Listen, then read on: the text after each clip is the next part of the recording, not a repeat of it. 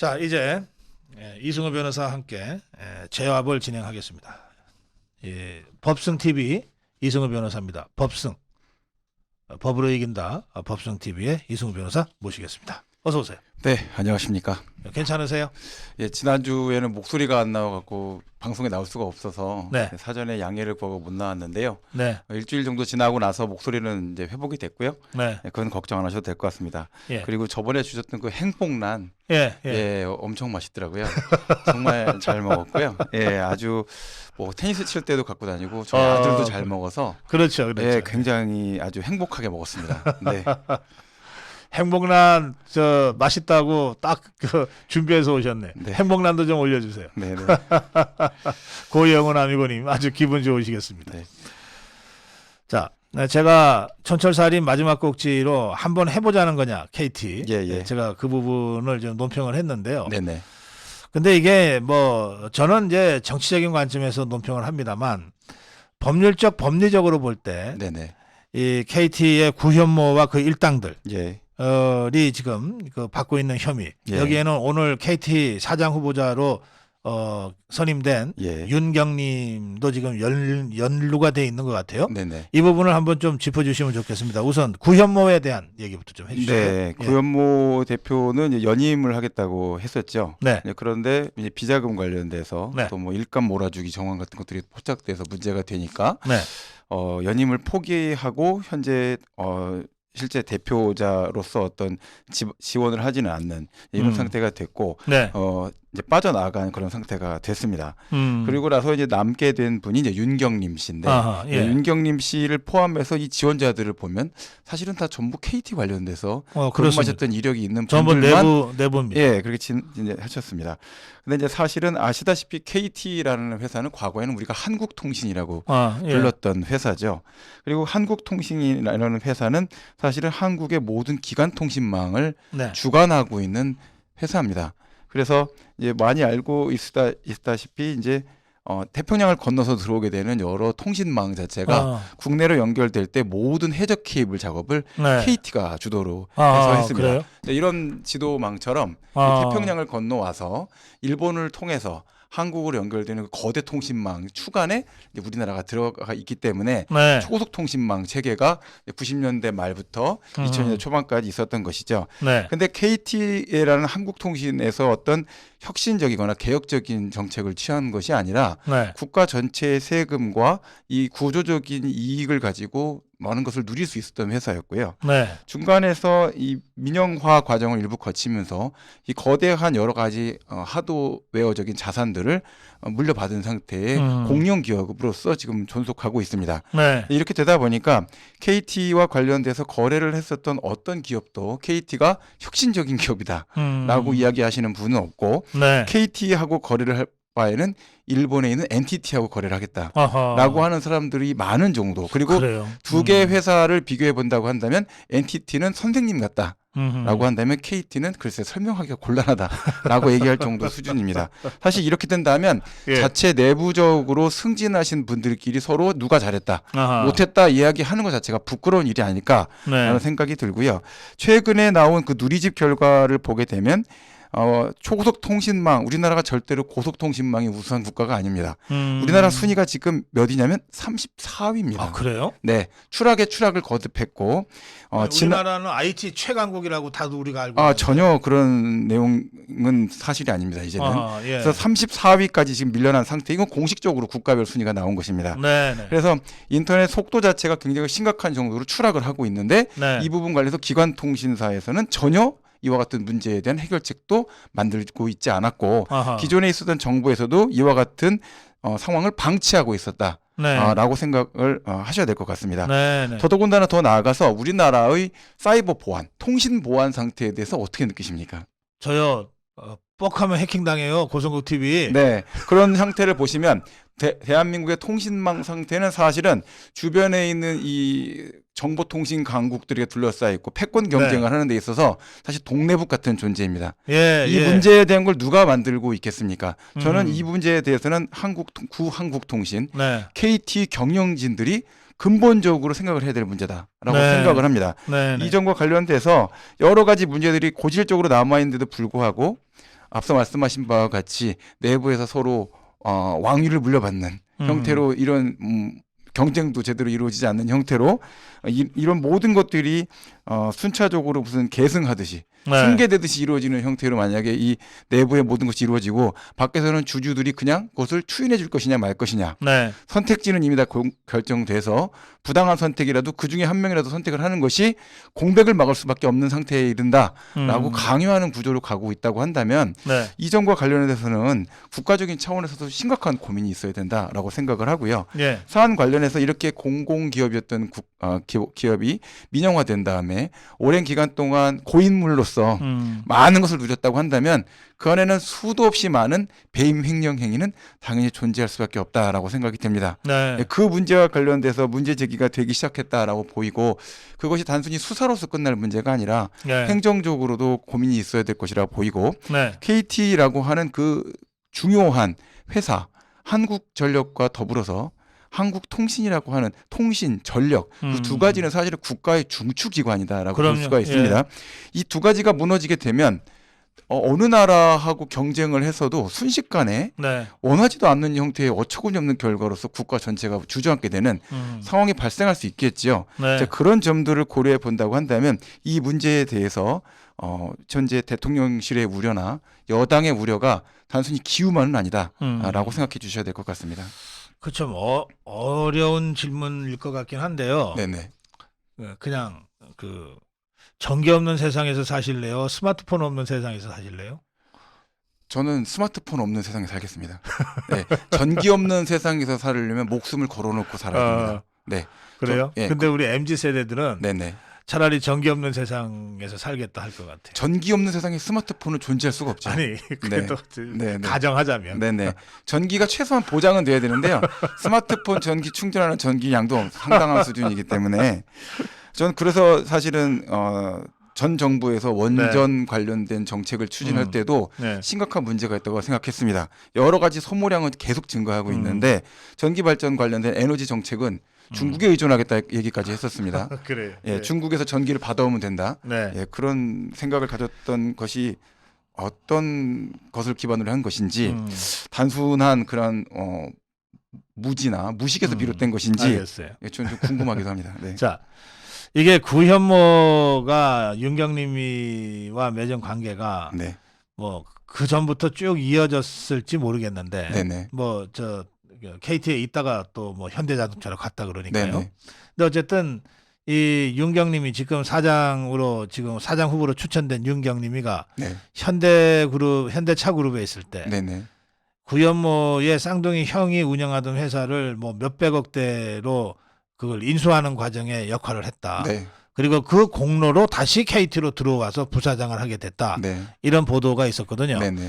그게 사실이라면 이거는 법률적으로 어떤 문제가 있을 수 있습니까? 그렇게 된다고 한다면 뭐 지금 이재명 대표가 많이 시달리고 있는 업무상 배임, 특경법상의 배임 문제가 될 것 같습니다. 저 현대차 그룹에 손해를 끼쳤다. 네, 현대차 그룹에 손해 끼친 것도 있고 KT 쪽에도 손해를 끼칠 수 있는 문제가 되기 때문에 네. 양쪽에 다 문제가 될 것 같습니다. 그러네요. 왜냐하면 예. 최근 보시면 아시겠지만 전기차가 나오고요. 네. 스마트 통신 환경을 이용한 차량들이 대부분입니다. 네. 네, 그렇다 보니까 KT하고의 업무 협조가 음흠. 현대자동차 입장에서도 굉장히 중요한 문제가 될 수밖에 그러네요. 없죠. 예. 그렇게 되기 때문에 이와 관련돼서 여러 가지 본인의 어떤 지위적 영향력들을 이용해 갖고서는 회사를 사고 팔고 할 때 관여하고 하는 문제가 된다고 한다면 KT에도 손실을 끼칠 수가 있고 현대자동차에도 손실을 끼칠 수가 있겠죠. 이렇게 된다고 한다면 사무 처리를 하는 자로서 사실은 공정하게 현대자동차를 네. 위하거나 KT를 위해야 되는데 제3자인 구형모 친형의 회사를 위한 이익을 위해서 그와 같은 지위를 사용했다라고 한다면 양자에게 피해를 입히는 형태가 될 수 있겠죠. 그리고 그 대가로 다시 KT로 복귀했다 네. 그러면 그건 어떻게 됩니까? 그 문제와 관련돼서는 뭐 결국은 배임 행위 후에 예. 배임 행위에 대한 이익을 제공받기 위해서 다시 복귀하는 형태가 되는 것이다라고 볼 수 예. 있겠죠. 그러니까 결과적으로는 그 후의 행위에 대해서는 직접적으로 배임 행위라고 딱 단정지어 말할 수는 없고 네. 사후적인 보상을 받았다라는 평가의 대상이 될 것이고 네. 실제 차량을 그룹에 매각하는 과정에서 어느 정도의 영향력을 행사했고 누구에게 이익을 준 것이냐, 그것이 KT나 현대자동차에 이익이 된 것이냐, 네. 아니면 친형 회사 자체의 이익이 돼서 네. 부영무의 친형이 이익을 얻게 되는데 도움을 준 것이냐 음. 하는 문제에 대한 판단의 상황으로 될 것 같습니다. 알겠습니다. 네. 그런가 하면 지금 구현모가 문재인 좌파 정권 하에서 좌파 정치인들한테 불법적인 후원을 했다는 의혹이 제기돼 있거든요. 네네. 그런데 이게 지 주머니 돈 갖고 했다면 모르겠는데 이게 뭔가 그 부정한 방법으로 비자금을 조성해서 그 돈 네. 가지고 했다 그러면 이게 2중 3중의 범죄가 되는 거겠죠. 일단 비자금 조성하는 문제가 되게 된다 그러면 회사에 있는 돈이 정상적으로 지출이 되고 네. 그 돈이 제3의 경로로 가서 고인다라는 형태가 되는 거거든요. 네. 그러니까 보통 이제 백머니라고 하는데요. 뒷돈 받는 거죠. 그래서 회사 돈이 특정 회사로 나갑니다.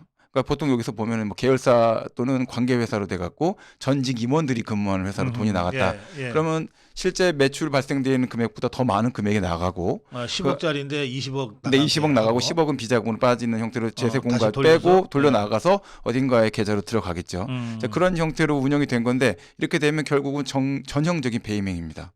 전형적인 회사에서는 10억만 지급을 해야 되는 것인데 네. 20억 과도하게 지급을 하고 또 그 회사 자체도 사실은 법인격이 있는 별도의 회사로서 거래를 한 것이기 때문에 그 회사에서도 그 매출이 발생됐으면 그 회사에 귀속돼야 될 돈인데 네. 그 돈이 확인될 수 없는 이상한 경로로 돈이 빠져나가게 되는 거니까 횡령의 문제가 또 별도로 발생하게 될 수가 있겠죠. 네. 자, 이렇게 되는 것이고 거기서 그 돈 자체를 또 정치인들에게 줬다. 그럼 정치자금법 위반 문제가 또 발생하는 거 아니겠습니까? 네. 그러니까 결국 뭐 이 문제에 관한 패턴에 대해서는 계좌 추적 형태가 확인이 되게 되면 또는 거래상의 거래 대금 이 적정한 금액에 해당되느냐. 네. 그래서 실제 그 뭐 KT가 발주할 수 있는 여러 가지 사업이 있지 않겠습니까? 네. 그리고 또 KT텔레캅에서도 관여할 수 있는 기관들이 여러 가지가 있고 그렇죠. 하청 관계대가 복잡하게 아주 얽혀 있을 겁니다. 네. 그럼 그 관계대에서 발생될 수 있는 여러 가지 문제들이 있고 네. 또 공사 현장은 뭐 유명한 비자금 조성 경로라는 것은 누구나 다 알고 있는 부분이 되시니까 네. 이런 점들을 고려해서 이제 수사가 한번 시작이 되기가 어려운 것이지 네. 명분을 잡고 수사가 시작되게 되면 여기도 끝도 없이 아마 파고 들어가게 되는 상황이 초래될 것이다라고 생각합니다. 거기에다가 유은경님이라는 자는 이제 9명의 이사회 구성 중에 2명의 사내 이사 중에 하나였다 그러거든요. 네네. 예, 이런 자가 자기가 사장하겠다고 이사회에서 좁히잖아요. 네네. 후보를 4명으로 좁히고 그 중에 1명을 오늘 결정했는데 유은경님으로 네네. 좀 황당합니다. 이 자체가. 칭찬 기사도 나오던데요. 예, 정말 최적의 선택을 했다. 이러면서 뭐 그런 기사도 있던데요. 그 로비를 엄청 하나 보네요. KT 같으면 사실은 언론기관에다 뿌리는 돈이 어마어마할 겁니다. 네. 예, 그리고 대관 업무도 엄청나게 하고 있을 거고요. 예. 그러면 그 돈을 갖고 움직인다고 하면 칭찬 기사 하나도 안 나온다는 게 이상한 거라고 저는 그게 생각합니다. 오히려 이상. 네. 그러면 지금 제가 포스코하고 KT를 몇 달 동안 계속해서 문제를 제기하고 있거든요. 네네. 전 완전 바보네요. 보통 이제 문제 제기 문제 제기하시는 분도 있어야 되고요. 문제 제기하시고 나서 또 갑자기 우호적인 기사를 쓰시기도 하시고 하시는데, 네, 뭐 그런 여러 가지 형태로 사실은 사용되고 있는 네. 금전적인 언론 관련된 관리 비용 네. 이게 사실은 상당히 큰 금액이다라고 보시면 될 것 같습니다. 네. 네. 이게 KT 어쨌든 후보자 선임 과정을 지금 강행하고 있는데 KT 이사회가. 네네. 근데 그 사이에 뭐 사회이사가 둘이나가 사의를 표명하고 막 그런 상태입니다. 굉장히 파행적인데 네네. 이 과정에는 문제가 없습니까?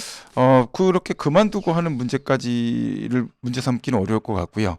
KT 내부에 네. 있었던 문제에 대해서 사실은 외부에서 우리가 인식할 새도 없었습니다. 네. 그리고 KT라는 회사는 항상 그냥 사장만 거의 집중적인 표적이 돼서 네. 뭐 국정조사를 받는다든지 청문회에 나간다든지 했지 그 안에 선출 과정과 관련돼서는 사실은 우리가 직접적으로 언론에 보도되는 경우도 드물었었는데 이번에 이런 내용들이 자세하게 지그들끼리 조용히 처리를 짬짬이를 해먹었던 거예요. 했었습니다. 그동안. 예, 그렇게 됐었는데 사실은 문제는 점점 더 심각해지고 있고 상황 관련해서 아까 말씀드린 것 같이 국가기관통신망은 계속 주저앉고 있습니다. 네. 이런 상태에서 지금과 같이 기존에 있었던 사람들이 공로가 있다라고 해갖고 공적을 인정받아서 자체 승진하는 구조처럼 대표적으로 선출이 되는 구조를 간다라고 할 때는 이건 시스템상에 네. 근본적으로 문제가 있다라는 생각은 듭니다. 알겠습니다. 네. 이번에 좀 이 KT 또 포스코 예.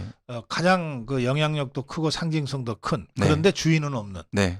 이 두 기업에 대해서는 좀 아예 원점에서 전부 다 한번 들여다볼 필요는 있을 것 같습니다. 네, 네.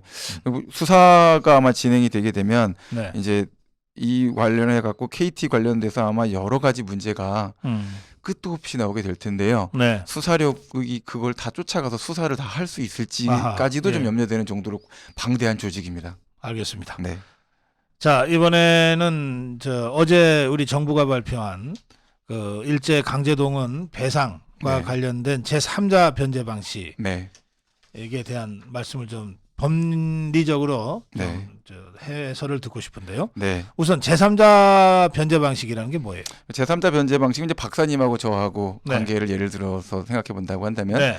제가 이제 가해자고 네. 박사님이 피해자가 되셨다고 저는 한다면 가해 안 합니다. 네, 예. 그렇게 했다고 치면 이제 제가 변제를 해드려야 되겠죠.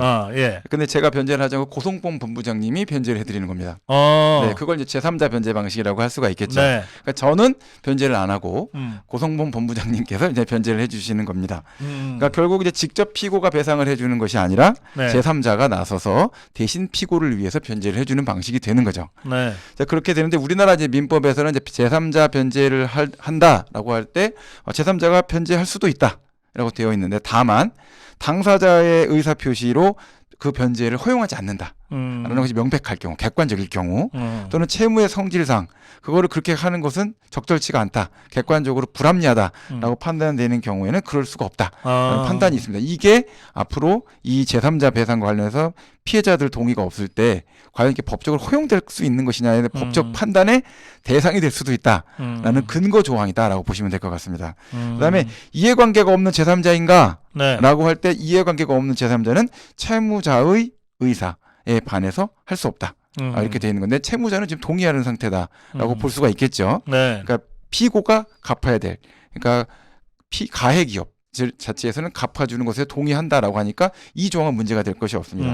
다만 당사자 의사 표시 받겠다고 하는 네. 고 박사님께서 내가 왜 고성범 네, 본부장한테 내가 왜 너한테 받느냐, 받아? 내가 성질이 안 맞아. 승우한테 받아야지. 그렇게 그러니까 되는 고집 부릴 형태라고 수 있죠. 한다면 예. 그것은 법적 판단의 대상이 될 수도 있는 여지가 있어서 네. 지금 현재 만들어지는 재단에서는 제3자 변제와 관련돼서 피해자 측의 동의가 필요하다라고 네. 생각하고 적극적으로 설득을 하겠다라는 입장이 있다고 보이고 그 점을 고려해서 일본 정부나 일본 기업들도 좀 더 성의를 보여주는 것이 전체적인 국면의 안정을 위해서는 상당한 도움이 될 것 같다라고 말씀을 드릴 수 있겠습니다. 알겠습니다. 네. 예. 지금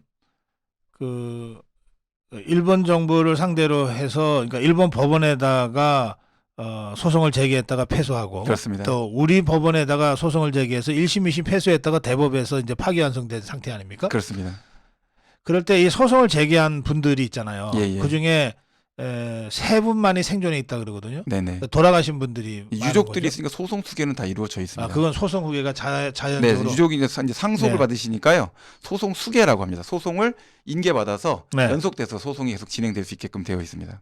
네네. 그렇군요. 네, 그런데 지금 이런 이제 우리 제3자 변제 방식으로 네네, 또 그 제3자 변제가 이제 재단인데 네네. 이 재단에 여러 민간이 이제 기부를 하거나 출연을 해서 예, 그 방법으로 이제 저 소송 비용과 연체 이자와 이런 것들을 해서 이제 변제하겠다 지금 이런 게 우리 정부의 해법인데 네네. 우리 이승우 변호사는 이 어제 발표된 우리 정부의 해법에 예. 대해서는 어떻게 평가하십니까? 일단 좀 약간 뜬금없는 소리일 수도 있는데요. 네. 역사적인 얘기를 좀 거슬러 올라가서 말씀을 하나 드리고 시작을 하고 싶습니다. 네. 임진왜란이 1592년에 있었죠. 예. 예. 병자호란이 1636년에 있었습니다. 그렇죠. 그러니까 일본이 한번 치고 나서 100년이 안 돼서 다시 대륙에서 한번 두드려 맞은 겁니다. 그래요. 자, 보통은 그렇게 반복됩니다. 그리고 나서 경술국치로 가거든요. 그러니까 음. 그렇게 돼서 해양 세력이 한번 후려치고 나면 그다음에 대륙 세력이 한번 후려칩니다. 사실 지금 상태에서 보면 일본에 대해서 우리가 주장하고 있는 건 많이 있고 네. 또 그런 관계에 있기는 하지만 한미일 관련돼서 생각을 해본다고 한다면 네. 직접적인 적국이 되긴 서로 어려운 관계에 있습니다. 그러나 대북 관계를 생각해보고 대중 관계를 생각해 본다고 한다면 서해 바다를 격해 두고 우크라이나와 러시아 관계가 우리나라와 중국 관계가 되지 않으리란 법은 전혀 없는 상태로 이미 들어가고 있다고 생각합니다. 네. 자, 그와 같은 점을 대한민국 정부가 고민할 수밖에 없다라는 점을 한 가지 말씀을 드리고 시작을 하고 싶습니다. 네. 일단 어제 발표된 정부의 발표 대해서는 상당히 좀 러프한 부분은 좀 있습니다. 왜냐하면 충분한 설명과 시간을 갖고서 이야기를 꺼낼 수 있다면 좋겠다라는 생각이 들지만 네. 한국이 그와 같은 정부에서 발표가 있자마자 일본 정부 반응이나 미국의 행정부 반응을 보셔서 아시겠지만 네. 네. 아주 신속한 반응이 나왔습니다. 자, 그건 뭐냐? 지금 대한민국 한반도를 둘러싸고 있는 여러 가지 미중 패권 경쟁 자체가 심각한 수준으로 들어가고 있고 대만 침공 관련된 문제뿐만 아니라 이 남방 항로 관련된 문제가 계속 나오는 이유는 네. 사실은 대한민국의 목줄을 잡아서 중국에 복속시키겠다는 뜻을 갖고 있다는 것으로 보이고 네. 그리고 현재 정부와 관련돼서 전 정부와 현재 정부 사이에 여러 가지 고민이 있는 것은 사실은 친일파도 문제가 있다고 볼 수 있겠지만 대한민국 내 존재는 친중파도 상당한 문제가 지금 있는 사안이다라고 네. 같이 고려해야 되고 친중파는 괜찮고 친일파는 나쁘다라는 상식으로 접근할 수는 없는 이런 형제의 역학 구도가 존재한다라고 네. 생각이 됩니다. 자, 이런 점을 고려해 본다고 한다면 정부의 어제 정책 발표와 또는 이와 같은 합의안에 관련돼서는 과거에 여러 가지 아프고 쓰리고 슬프고 고통스럽고 미안하고 하는 문제들이 다 산적해 있지만 그 문제와 관련해서 다시 똑같은 형태로 이 러시아나 중국으로부터 또 공격당하는 이런 상황을 막기 위해서도 삼각 동맹을 복원할 수밖에 없다라는 네. 고육책이다라고 저는 생각이 들었습니다. 네. 자, 이와 같은 점들을 이제 고려해서 생각을 해본다면 사실은 이 사건 발생에서 처음에 소송이 시작된 것은 2005년도에 시작이 됐고요. 네. 진실화해와 관련된 과거사 규명 관련된 기본법이 제정이 되면서 이 모든 것들이 시작됐다라고 말씀을 드릴 수 있겠습니다. 과거사 정리 필요하고요. 일제시대 때 강제징용이나 뭐 위안부 문제 다 해결해야 될 필요성이 있고 네. 중요한 문제이고 인격적 존엄이나 민족적 존엄을 회복하기 위해서 필요한 조치는 분명히 맞습니다. 그러나 시간적으로 약간 늦었던 측면이 있었죠. 네. 그러다 보니까 대법원과까지 올라가는 그 판결이 처음에 2012년도에 처음 판결이 나왔습니다. 네. 그때 처음 등장한 논리가 그 직전에 만들어졌던 논리인데 소멸시효라는 제도가 있습니다. 네. 청구권이 있으면 그 청구권을 행사할 수 있는 기간이다라는 개념인데요. 그 소멸시효 기간과 관련돼서 2009년도에 한개 판결이 나왔습니다. 소멸시효도 주장할 때 항변권 남용, 그러니까 소멸시효 자체 일정 기간이 경과했으니까 권리 주장하면 안 돼요라는 주장도 네. 남용될 수 있다. 그러니까 그걸 무효로 선언할 수 있다라는 법원의 법리가 나왔습니다. 이게 상당히 심각한 파장을 일으킬 수 있는 법리였는데 조용히 임금과 관련된 그러니까 체불 임금과 관련된 문제로 조용히 판결이 하나 나왔습니다. 이 판결이 나오고 나서 2012년도 이 판결이 나올 때 가장 큰 고리가 됐던 것은 그때까지는 여기까지 갈 거다 생각은 못했고요. 소멸시효 항변은 아니지 않느냐. 그러니까 이렇게 강제징용 사안에 대해서 대한민국 정부가 소멸시효 항변을 주장하는 것 좀 권리남용에 해당되는 거 아니냐라고만 판단을 했습니다. 네. 네, 이렇게 됐는데 그리고 나서 다시 재판이 돌아가고 박근혜 정부를 지나서 2018년도까지 계류돼 있는 상태로 대법원에 남아 있었습니다. 네. 자, 그래서 2018년도에 판단을 하게 될 때 5가지 정도를 판단하게 됐죠. 피고가 동일하냐? 그러니까 일제 강제징용을 했던 그 회사와 현재 피고 기업들이 동일한 기업이냐? 그건 그렇다. 그건 그렇다. 예. 그러면 식민 지배라는 것이 불법 행위냐? 이 문제에서 우리는 불법행위라고 느끼죠. 그렇다. 그러나 전 세계에서 바라볼 때 식민 지배라는 것을 불법행위로서 단정 지을 수 있느냐 이 법리 문제에 대한 것들이 다퉈졌었습니다. 그리고 한일 청구권 협정에서 개인의 청구권 자체, 그러니까 일반적인 청구권, 임금 주세요라고 하는 청구권은 포함되어 있다고 보지만 불법행위에 대한 청구권까지 포함되어 있다고 볼 수 있느냐라는 부분에서는 불법행위 청구권은 포함되지 않은 것으로 볼 가능성이 높다라는 해석이 존재했습니다. 그렇게 되니까 그럼 손해배상 청구권 자체가 포함되지 않는다고 한다면 청구권이 살아있는데 그 청구권에 대한 10년의 소멸시효 이것을 완성됐다고 판단할 수 있느냐 이 문제에 대해서 이미 소멸시효 항변의 주장은 이와 같은 사안에 대해서는 항변권 남용에 해당된다. 이 논리는 몇 주 전에도 저랑 이제 말씀드릴 때 여러 가지 제가 좀 약간 흥분했던 사건이기도 한데 베트남 관련된 배상 사건, 그다음에 북파 공작원이 이제 북한 지역에서 발생됐던 여러 가지 공작 과정에서 데리고 왔던 그 미성년, 당시 미성년이었던 80대 노인이 국가를 상대로 청구한 사안들, 뭐 여러 가지 그 다양한 형태의 사안과 관련해서 소멸시효 항변 자체가 입법으로 해결된 것도 아닌 상태임에도 불구하고 소멸시효 항변 자체는 국가가 할 수 없다. 항변권을 남용하는 것이다. 라는 판단으로 다 연결되는 일련의 소멸시효 항변권 남용 이론 네. 자체가 적용됐다라고 말씀을 드릴 수 있는 거죠. 그게 이제 사실은 역사를 전부 뒤집겠다는 좌파들에게 아주 강력한 칼을 쥐어준 꼴이 됐네요. 자, 이 문제가 사실은 대한민국 법리상으로 앞으로 굉장히 논쟁거리가 될 수밖에 없습니다. 네. 왜냐하면 이제 제도라는 게 약간 이제 법적인 얘기를 드려서 죄송하긴 한데 소멸시효라는 것 말고도 제척기간이라는 게 있습니다. 그게 뭐냐면 소재기하라는 겁니다. 권리 행사 기간. 그렇죠. 근데 소멸시효라고 권리를 두 가지를 우리는 쪼개서 보고 있습니다.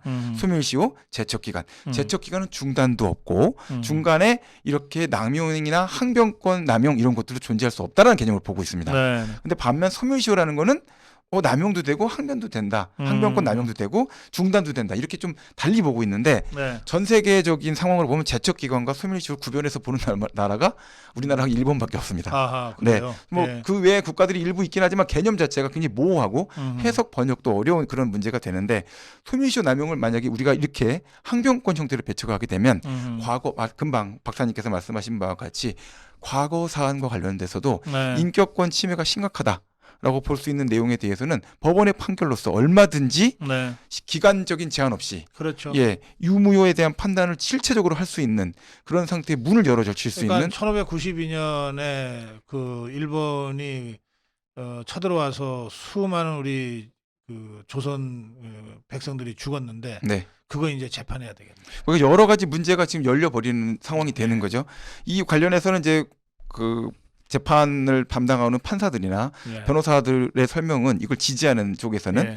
진실과 화해에 관련된 역사와 관련된 과거사 정리법에 네. 기초해서 그에 대한 과거사 정리위원회의 판단이 나오는 사안들에 대해서 이와 같은 법적 판단을 할 수 있는 것이기 때문에 소멸시효 남용 항변권 남용에 대한 법리가 큰 문제가 없다라고 해석하는 경우들도 많습니다. 근데 그렇긴 하지만 뭐 듣기에도 벌써 예. 어려움이 있다고 느끼시지 않습니까? 네. 그러니까 그와 같은 형태는 사실은 입법적으로 명백하게 정리가 되지 않는다고 한다면 이렇게 사법부가 마음대로 흔들어서는 되는 문제가 아니죠. 알겠습니다. 네, 이런 점을 좀 말씀드리고 싶었습니다. 알겠습니다. 네. 예. 조금 좀 어려운 법리적 논쟁이지만 이제 핵심은 그겁니다. 우리가 이제 이 소멸시효 제도를 두는 것은 이를테면 뭐 슈퍼맨 있잖아요, 영화. 죽은 자기 여자친구를 살리기 위해서 막 지구를 몇 바퀴 돌려버리잖아요. 네. 그러면서 모든 질서가 다 엉망진창이 돼버리잖아요. 네네. 그런 사태를 막기 위해서 두는 거거든요. 그렇습니다. 공소시효도 그렇고. 네. 근데 이제 이 좌파들이 자기들이 집요하게 이 문제를 가지고 이제 대한민국을 공격하고 자유우파를 공격하겠다. 또 우파 정권을 공격하겠다고 할 때 끄집어내는 몇 가지 사안들이 있어요. 네. 그거 가지고 이런 식으로 하는 겁니다. 그러니까 이제 문재인이가 갑자기 동학혁명도 그때 희생자들에 대해서 뭐 어떻게 하자. 예. 막 이제 이렇게까지 나가는 거예요. 그러니까 이 내용에 대해서 사실 좀 더 설명을 더 책임을 묻는다고 한다면 네. 일본하고 한국하고의 이 한일 관계가 이렇게 꼬이게 된 건 사실 한국 전쟁 때문입니다. 사실 이승만 정부에서는 일본하고 협상을 할 때 이렇게 저자세 외교를 할 필요가 없었습니다. 네. 근데 북한에서 남침을 하면서 중국과 러시아라는 거대한 세력이 밀고 내려오는 상황에서 네. 미국이 참전을 하게 되고 병참 기지로 일본을 쓰게 되는 상황이 발생하게 될 수밖에 없던 상황이 있었습니다. 그렇죠. 그렇게 되다 보니까 일본은 경제적으로 우위에 올라섰고 한국은 잿더미가 됐습니다. 네. 그 상태에서 한국이 경제적인 회복을 하고 살아남기 위해서 이 미국의 요구를 받아들여서 이 서로 간의 외교 관계를 회복할 수밖에 없는 이런 문제에 몰리게 됐고 네. 이런 모든 문제의 근본적인 원인을 따져본다고 한다면 결국은 북한의 남침에 그렇습니다. 근본적인 원인이 있는데 제가 항상 답답한 문제를 느끼는 것은 이 법원의 판단을 할 때도 보면 역사적 사실관계와 관련해서 그 필요한 부분에만 잘라서 네. 맥락을 잘라서 그걸 갖고서는 모든 것을 다 고려한 것 같은 이런 표현으로 판결문을 적시를 하면서 이게 소멸시효 항변에 대한 남용이다. 이렇게 주장을 판단한단 말입니다. 그러나 역사라는 건 사실은 켜켜이 쌓아 올라가는 퇴적물과 같아서 그 위에 여러 가지의 일들이 쌓여 올려져 있고 그 위에 번영을 우리가 누리고 있는 상태라고 한다면 그때 그 과거의 문제들을 현재의 것들을 다 깡그리 다 쓸어버리고 밑을 파고 들어가서 퇴적되어 있는 문제를 꺼내 올려서 현재의 문제로 삼아야지만 문제가 해결되는 건 아니다라고 생각을 합니다. 그러한 점에 대한 고려를 정말 사법부에서 심각하게 했느냐 네. 또는 이와 같은 문제에 대해서 현재 민주당 정부에서 충분히 했느냐. 또 그와 관련돼서 이 문제를 논하게 된다고 한다면 한국 전쟁에 참전해서 인민해방군의 문제는 왜 언급을 하지 않느냐. 또 북한의 정부라 말할 수 없죠. 북한 괴뢰군이 내려와서 인민해방군이 내려와서 남한 전역을 들쑤시면서 사람들을 죽이고 죽창으로 찔러 죽였던 그 문제에 대해서는 왜 같은 차원에서 놓고 언급하지 않고 네. 진실화해위원회에서 과거사 규명의 내용에도 포함시킬 만큼 용기도 없느냐.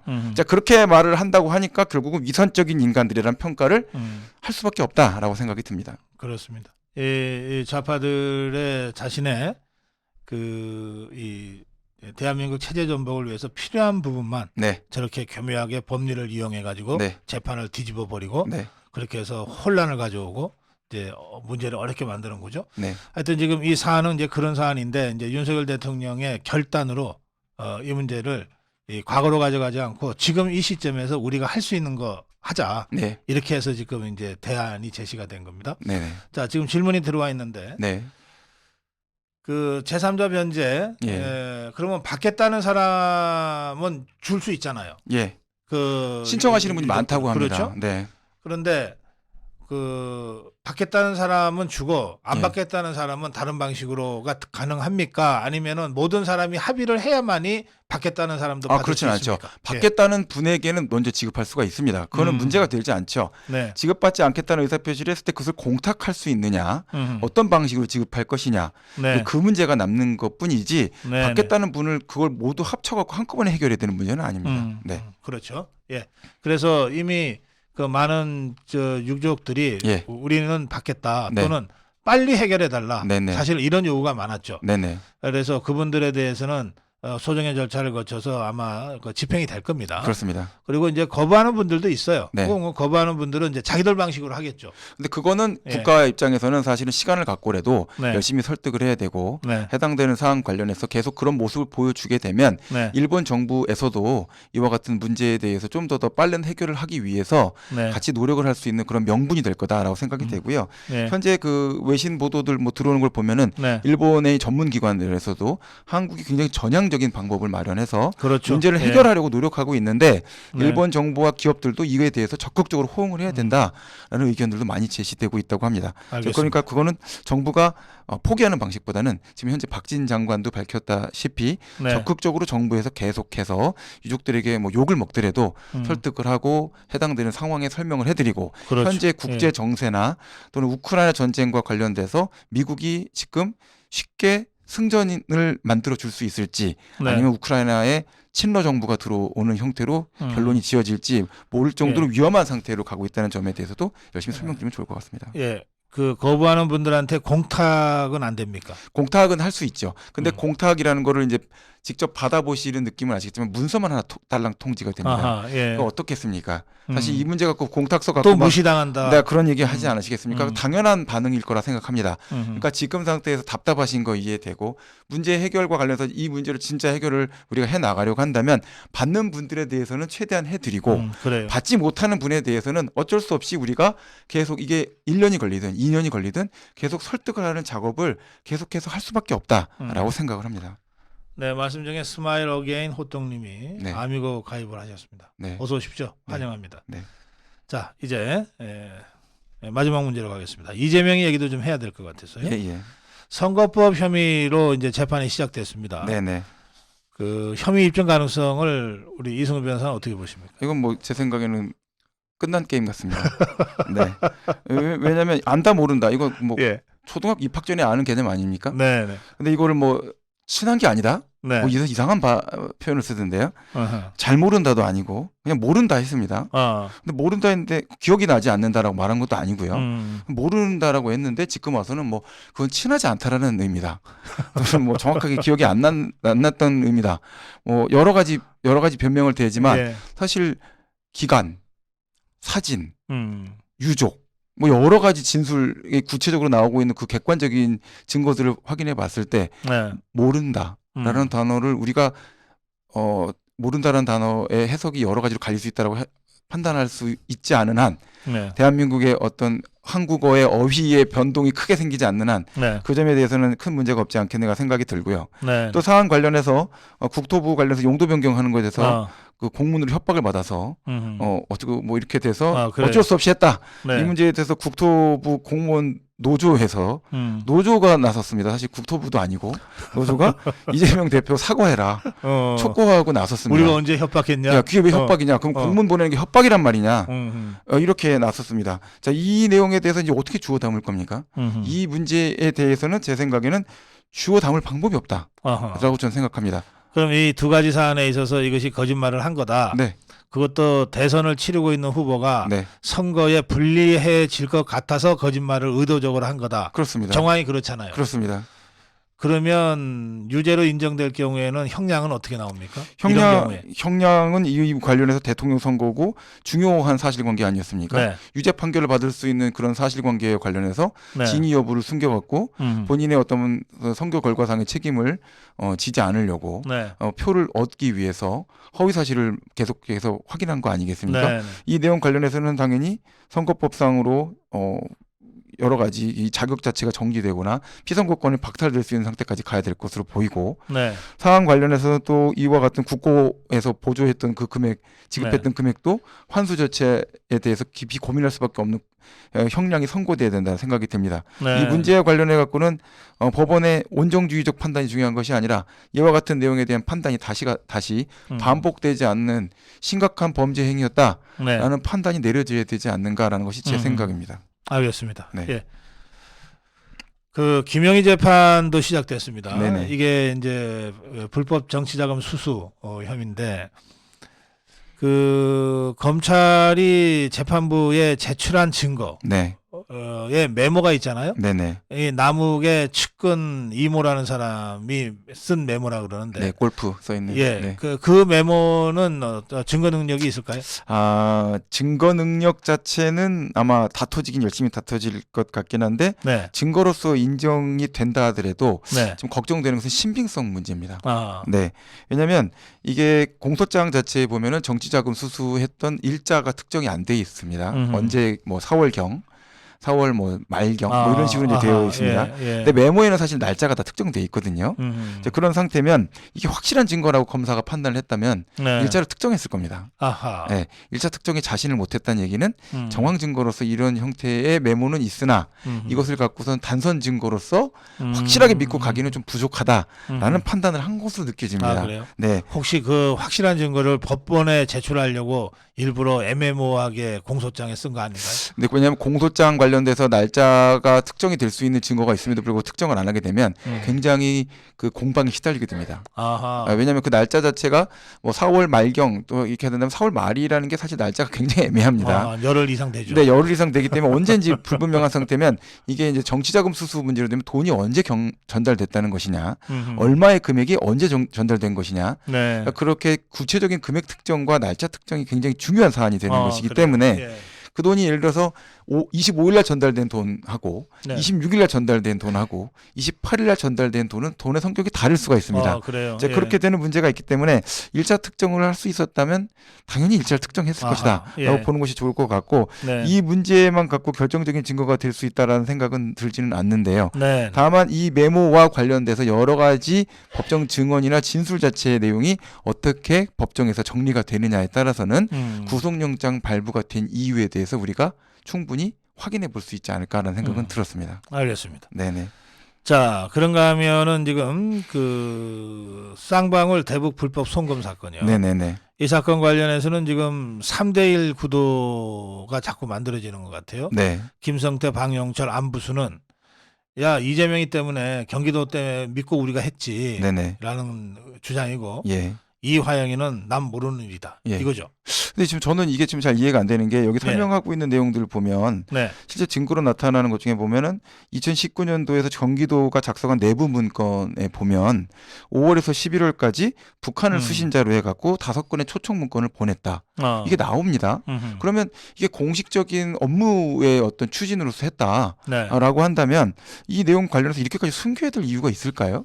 저는 그걸 잘 모르겠습니다. 네. 그리고 이렇게 김성태라는 사람을 통해 갖고 별도로 돈을 전달하면서까지 이런 공작 행위를 해야 되는지 그것도 좀 의문스럽습니다. 왜냐하면 이제 저희 회사에 이제 북한 전문위원이 있거든요. 네. 김일성 종합대학 나온 그런 분인데 음. 이분한테 얘기를 들어보니까 북한은 이미 관계수로 다 망가졌고 기계화 다 망가졌고 소도 경작할 수 있는 정도로 튼튼한 소가 별로 없어서 사람이 쟁기를 끈다고 합니다. 아니, 사람 먹을 게 없는데 소 먹을 건 있겠어요? 예. 그렇습니다. 그리고 토양은 이미 비료를 주지 못한 지 오래됐기 때문에 음. 산성어가 심해져 있고 아하. 그리고 흉년이 하도 연이어서 있었기 때문에 90년대 이후로 네. 농사 짓는 사람들도 농사를 지어갖고 거기서 소작이 나올 것이다라고 생각을 안 한다고 합니다.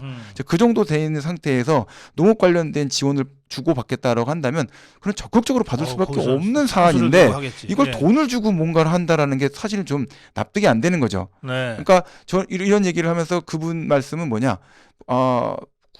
그 대한민국 내 주사파 세력과 그 북한에서 살고 있는 사람들의 그런 북한 정권의 사람은 서로 동상이몽하고 있다. 예. 여기 주사파들이 바라보고 있는 이상주의적 사회주의 세상은 북한 정권에서 바라보고 있는 사회주의 세상과 전혀 다른 세상이다. 그래서 북한에서 이 사람들을 만약에 같이 일하게 된다면 이 사람을 숙청할 것이고 남한에 있는 주사파가 북한을 만약에 점령하게 된다면 북한에 있는 사람들을 숙청할 것이다. 아하. 이렇게 생각이 된다라고 말씀을 하시더라고요. 네. 그러니까 서로 신뢰할 수 없는 관계다. 이렇게 얘기하는데 여기서 보면 돈을 주고받을 문제가 아니라 이거는 북한 동포를 위하겠다는 생각이 아닌 거죠.